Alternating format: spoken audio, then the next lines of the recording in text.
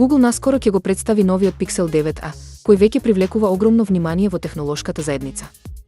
Иако телефонот се уште не е официјално достапен, на YouTube веќе се појавија детални прегледи кои ги откриваат сите спецификации, освен цената. Според извештаите, Pixel 9a ќе биде достапен како поевтина алтернатива на Pixel 9 Pro, кој беше прогласен за најдобар смартфон годинава.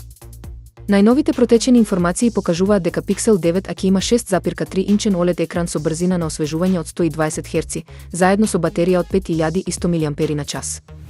Телефонот ќе биде напојуван од чипсетот Tensor 4 и ќе има две задни камери, главна од 48 мегапиксели и ултраширока од 13 мегапиксели. Според рецензиите, фотографиите во дневни услови се импресивни, но ноќните видеа и натаму заостануваат зад поскапите модели. Дизајнот на Pixel 9a е освежен во споредба со неговите претходници, со камери интегрирани во кукиштето и пластично тело со мат финиш.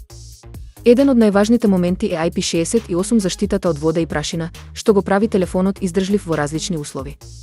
Дополнително, Google гарантира 7 години ажурирање, што е одлична вест за корисниците кои сакаат долг животен век на уредите. Цената се уште не е официјално потврдена, но според шпекулациите, основниот модел би можел да чини околу $499. Со ова, Pixel 9a би можел да стане еден од најдобрите избори во категоријата смартфони од средната класа, нудејќи премиум карактеристики по пристапна цена. Кинескиот производител BYD ја надмина Tesla и стана најголем светски производител на електрични возила. Во 2024 година, BYD продаде 4,27 милиони возила, додека Tesla испорача 1,81 милиони, што представува значителен пат за американскиот гигант. Овој успех на BYD се должи на нивната агресивна експанзија и широка понуда на достапни електрични и плаг-ин хибридни возила.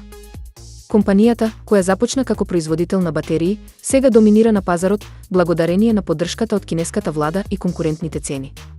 Од друга страна, Tesla се соочува со намалена побарувачка и ограничена понуда на нови модели.